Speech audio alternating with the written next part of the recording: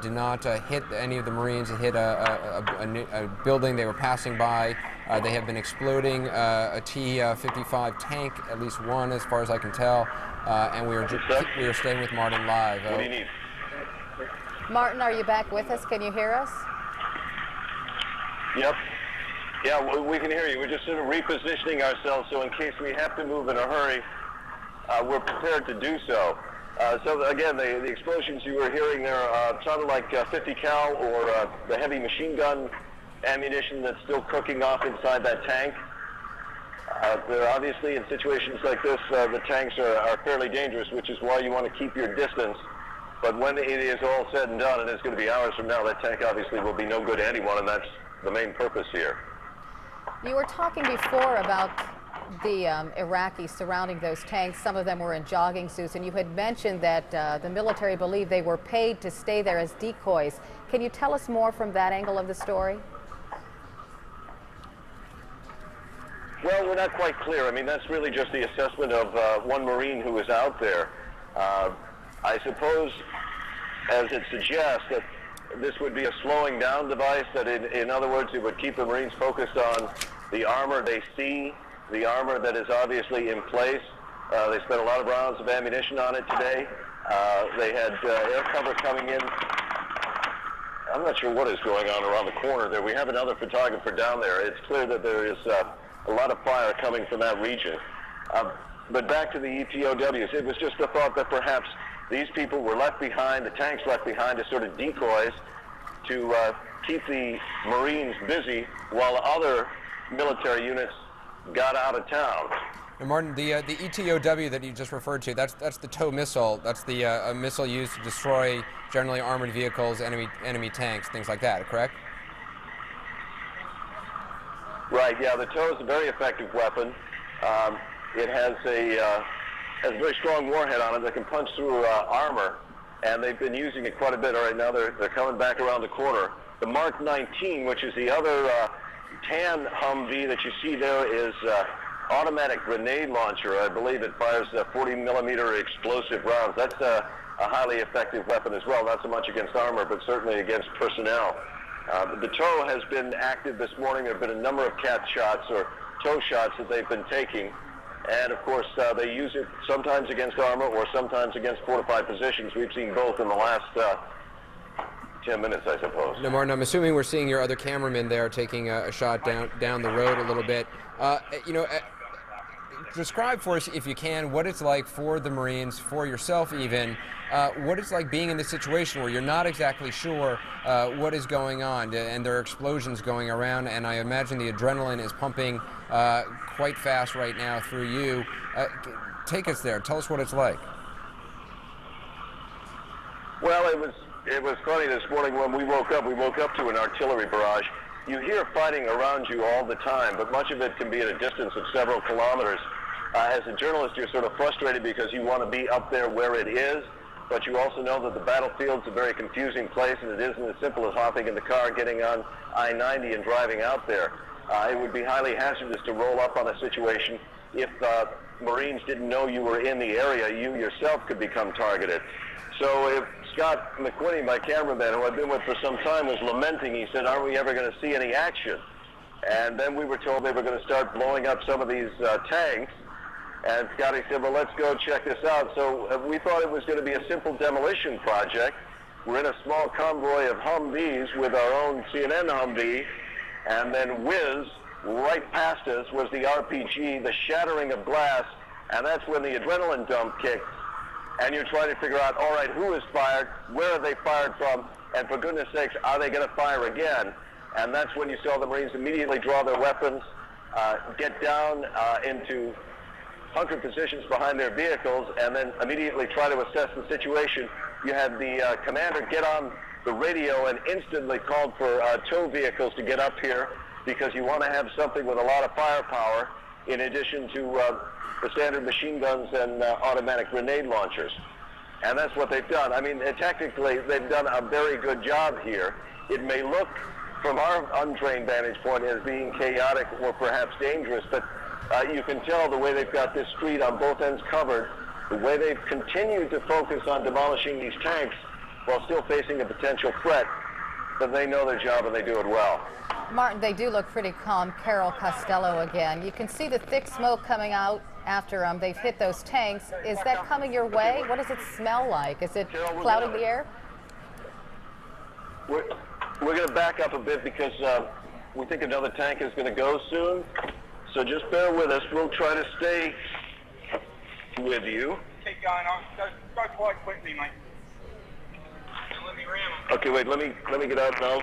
Make sure the back is clear. We can't see out the back of our vehicle, so while we're reversing, we don't want to hit another military vehicle. Keep coming, Gerard.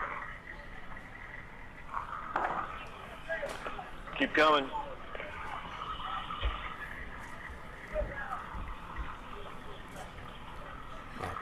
You're okay. Keep coming. Keep coming.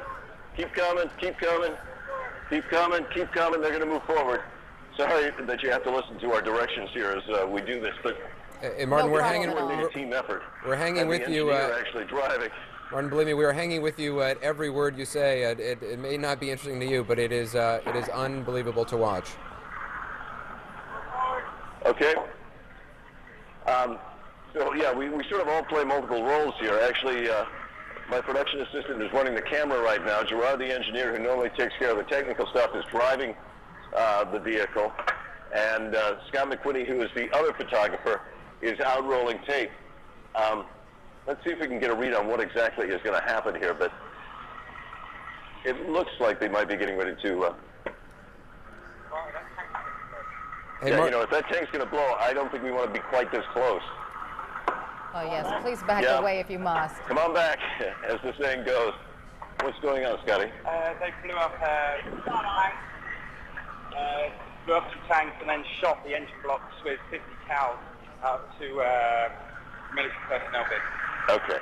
So Scotty was just telling me he was up forward with the other camera, but they blew up two tanks there and then opened fire with the 50 cal machine guns, which is what we heard going through the engine blocks of some personnel carriers. Again, all of this to deny access to anyone to use it should they come across it later. What came through down the alleyway was an RPG fired from the civilian. Okay, so now Scotty says that the RPG that came at us was actually fired from inside the village. Oh. Well, there you it's getting hot. Let's go. That looks like a armored personnel carrier. We're going to keep moving back because these also have ammunition inside of them. There goes your tank down the end. And the secondary explosions that are about to follow. You're all right, Gerard. Keep coming back. Let's pull back.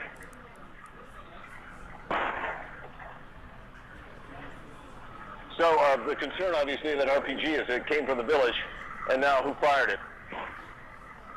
And do they have another one, obviously? Which is why we're not going to linger too much longer.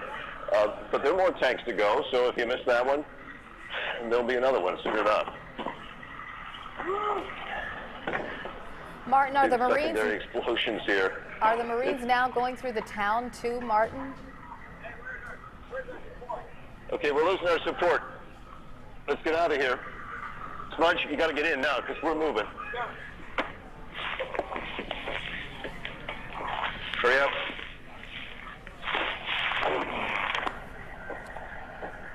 It's going to blow, and we're right by it. Who's going to blow? That tank. You're all right. Back it up. Yeah, go down where they were. Let's get out of here. Scotty! Don't wait for him to go. He'll run behind us.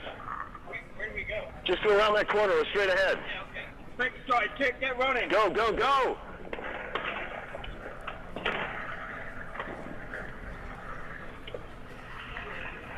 Go over an angle, mate. You'll be all right. Follow them.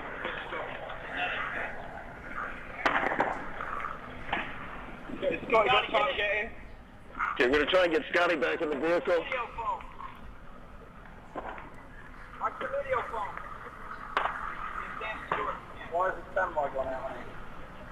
Can you still see us, Atlanta? Are you still with us? We still have you, Martin. We are watching and listening. Okay.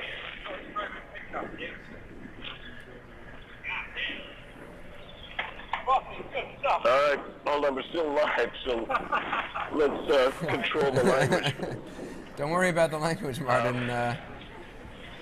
Just keep rolling. And just keep safe. So obviously what we're doing now is we're withdrawing from here. They've set the charges, and they've done enough. And I think they're obviously concerned, too, about the fire they took from the village. So the safest thing at this point is to withdraw and assess the situation and figure out how to move from there. Certainly, this was not the sort of routine demolition that they thought it was going to be about half an hour ago when we made our way in.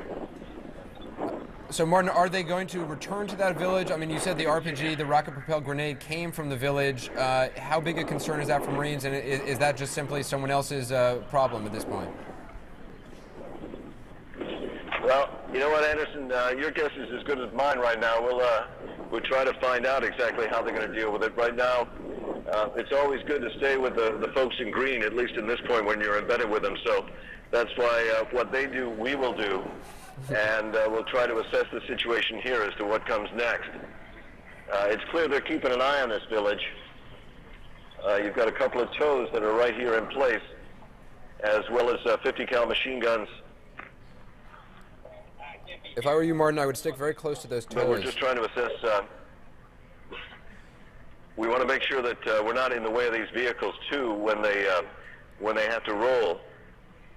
You want to be free and clear of them because they tend to move quickly, and when they fire, you don't want to be anywhere near the backblast of that tow missile. There's just no way to tell you how loud it can be. It looks like we're going to be moving again.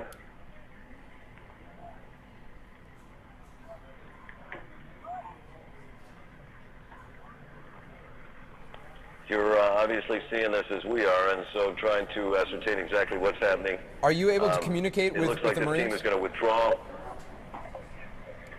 Well, if you mean, do we have a radio and it means to talk to them over from our vehicle? No, we do not. Obviously, we talk to them.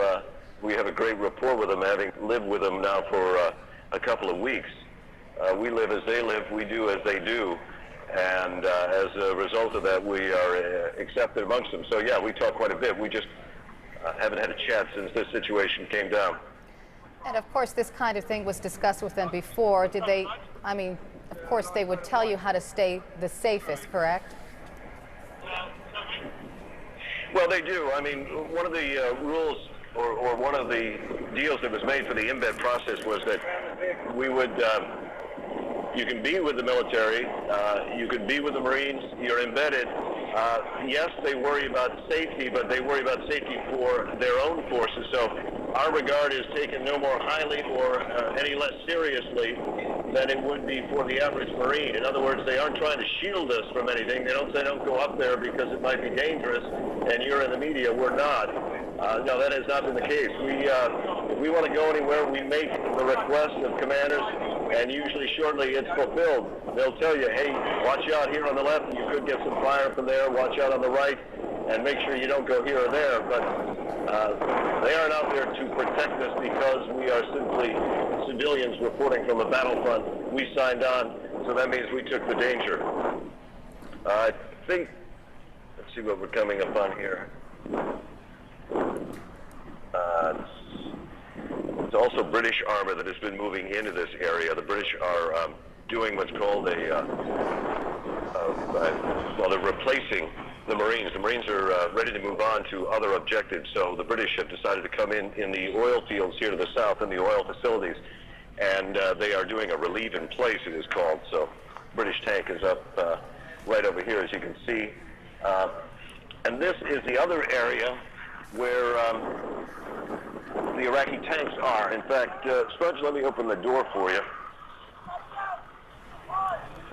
Oh, wait a minute. Sorry. There's still a lot of activity going on here.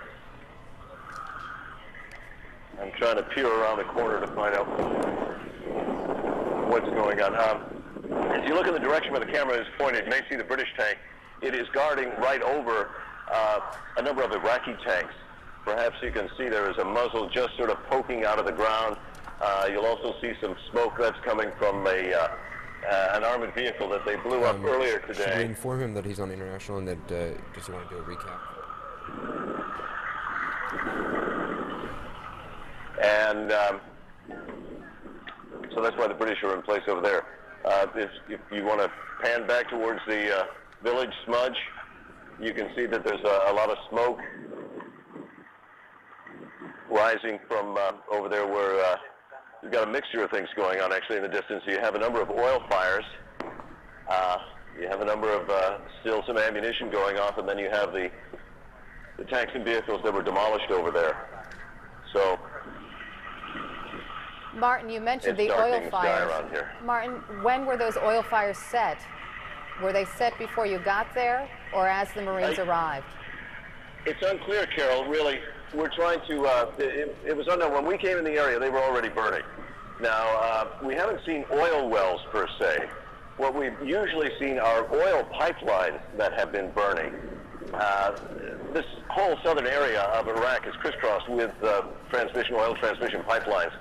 And it appears that somehow they were damaged, whether intentionally or in the initial battle here of artillery and aerial bombardment to clear the way for the ground troops to come in. They were struck. As a result, they caught on fire, and that's why they're burning. It's nothing like the, say, 700 wells that were burning in Kuwait after the end of the original Gulf War. It's only plumes of smoke here and there on the horizon. The Marines obviously are outfitted to deal with those. Their job is to secure the perimeter of the oil facility because they're more worried about that facility going up. Someone would sabotage more so than they are about these spot fires. Eventually, experts will be brought in, and perhaps even the local oil workers. There are a lot of Iraqi oil workers here, and once they've been cleared, they'll go back to their job because it's their oil, and the Marines and the military want to make sure it goes to the Iraqi people. You can see more explosions going off over here, more white smoke. Okay, and now Gerard's telling us we're getting ready to move, which of course means so are we. Martin, just so you know, we were being joined by our CNN International, our international viewers, and whenever you get a moment, you might want to just recap a little bit about what has happened in the last 30 minutes or so with you, but when at your leisure. Okay. Well, to recap for you, we are near the area of Basra, outside of a major oil facility, Iraqi oil facility, where the Marines grabbed that objective yesterday. It was considered to be a primary goal because securing the oil wealth of this nation for the Iraqi people is number one with them. Get the head of the Marines. We're going to sit ahead. And as a result of that, they began pushing out. And as they were pushing out, they came across Iraqi armor. They engaged that this morning, and then found other pieces to be abandoned, tanks, APCs, that sort of thing. We were on a routine demolition mission going into a small village where these tanks were posted nearby when suddenly we were fired upon with an RPG, and that's what sort of began this operation here of trying to maintain force security. The RPG came from within the village and continue the job of demolition because these Marines aren't a sort of fighting force that stays in place long. They've got other places to go, and they have a mission to fulfill, so just because they get shot, it doesn't take them off their timeline. And that's brought us to where we are. You can see that the concern is still out in the area looking forward here from these Hummers. This is another wide open area that is filled with earthen berms, filled with all sorts of trenches, and an area where they had received fire from earlier today. In fact, the first Hummers that came down here this morning said they turned in, saw the tanks, and nearly had a heart attack, opened fire quickly with their 50 cal machine guns, and then withdrew to fire tows and took out the tanks. So it's very much a fluid battlefield here. You don't necessarily have huge, massive battles that take place. You have sporadic altercations isn't really a good word, but you have sporadic fighting. And if you're in the middle of that sporadic fighting, of course, at that time, it seems pretty severe. In the overall theater, though, it has been relatively calm, and it's usually only in the distance that you hear the fighting. So it just happened to be that we came across one of those sporadic incidents. Tell us again about the Iraqi troops or alleged Iraqi troops around those empty tanks, Martin. Well, it was a situation where when they discovered the tanks, they didn't find anybody in them, but they did see a group of about 13 men, somewhat in the distance, maybe about 200 yards away, not dressed in Iraqi uniform. The men had their, this is how it was described to me, I was not there, but the Marines say that the men had their arms in the air as if they were, ready to capitulate, to surrender, and somewhere, somebody then opened fire on the Hummers that had come to accept that surrender. Well, you can imagine the chaos that caused. They opened fire with their 50 cal machine guns on the tanks, and then withdrew and fired on the tank positions. The EPWs were eventually taken into custody, the prisoners of war, and as far as we know, there were no casualties, not of Iraqis and not of the Marines as well. So in any soldier's mind, that is the best of scenarios where you destroy the weaponry and the people survive. And in this case, they've been taken into custody and being interrogated now. And the British tank here is starting to move. It's handy having the tows, but obviously a tank is even better when you still have some question as to what the threat may be in the area. So the British are coming up just to add their sense of backbone here with that kind of firepower. Martin, it's interesting that and British... the tows continue to be focused down the street. Martin, it's interesting that British Carol, troops... It's interesting that British troops are now involved, but this is under American military command. How many British troops are there with you? Well, I don't know how many British troops actually are with us specifically. There was an overall force contributed of about 45,000 British troops, and they are British Marines, and also, in this case, you have British armor. They have been working, obviously, in conjunction. They're part of the coalition. They have their own military objectives. They are working in the command structure of the U.S. military, but they are also working as independent units themselves, meaning they don't necessarily mix with the American forces at the same time. They are given an objective. They are told that's what needs to be done in order to fulfill the coalition's desire, and they carry it out. In this particular case, what they're doing is the Marines, U.S. Marines, came into this area near Basra yesterday. They were designed to race in, grab it, and hold it for about 24 hours. Then a heavier British force would follow on, and it's the British who will remain here and keep it secure, and that allows the Marines, obviously, a much more mobile fighting force to continue on their way and continue the fight and continue to Baghdad, which is the eventual goal. Martin, does an operation like what we've seen in this last hour with you, does it slow up the other forces that are out there that are traveling in conjunction with the troops, with the Marines that you are with? When one unit takes an incoming RPG round, how does that affect the larger unit? Well, I suppose that's a good question to ask. The truth is, no, it doesn't affect the overall operation. If someone thinks that by opening fire on a couple of Marines, that all the Marines are now going to close on this area and that the air power is going to come in and that allows someone to sneak out the back door, that is not the case. The Marines are well equipped, even with these small units, to deal with most of what comes their way. So they simply take on the task, take out the threat. The remainder of the Marines continue doing their job, patrolling the perimeter around this oil facility here, or rearming, refueling the vehicles, getting ready to move on, getting rest, getting meals, digging in if that's the case, or handing over to British forces that come upon their position. So this really has no impact whatsoever on the overall effort. That is continuing and well on its way. It's just another day on the job for this particular unit. They know they can handle it. They don't have to call in massive reinforcements. They're fine for now. If they need them, they're standing by just in case. Martin, your cameraman was showing us plumes of smoke in the distance, white smoke, dark smoke. Do you know what that is from? Is that from other ordnance, other exploding tanks or oil fires? Do you know? It's not oil fires you're looking at there. That is basically the demolition of Iraqi military hardware. That's what the black smoke, the white smoke could be, any sort of different things inside of those vehicles going off. But That smoke you're seeing right immediately here is just, there goes another one. I don't know if you saw the flash there. It's just Saddam's hardware being taken apart piece by piece, and that is something the U.S. military wants to do and did extensively after the Gulf War. And you probably didn't get much of a chance to examine I'm just... Go ahead.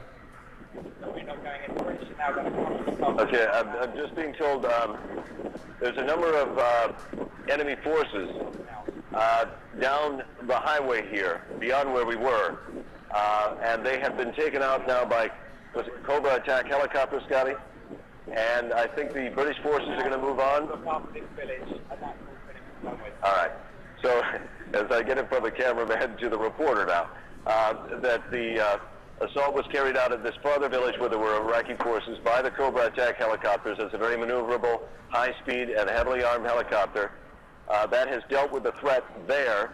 The British forces that we've seen, the tank moving down the road, they are going to move down and watch over that village, one, to protect the non-combatants who are there, and also to keep an eye on at least one guy with an RPG, who is a pesky one this afternoon for us. I think that's pretty much about it from here for right now. And I think we all need a moment just to sort of collect ourselves a bit and get our gear in order to move along. So if we could pass it back to All right. Anderson and Carolyn, and we'll just take a well-needed rest for a moment. Well deserved. Stay safe, Martin. We'll check in with you a little bit later on. Yeah, it's not.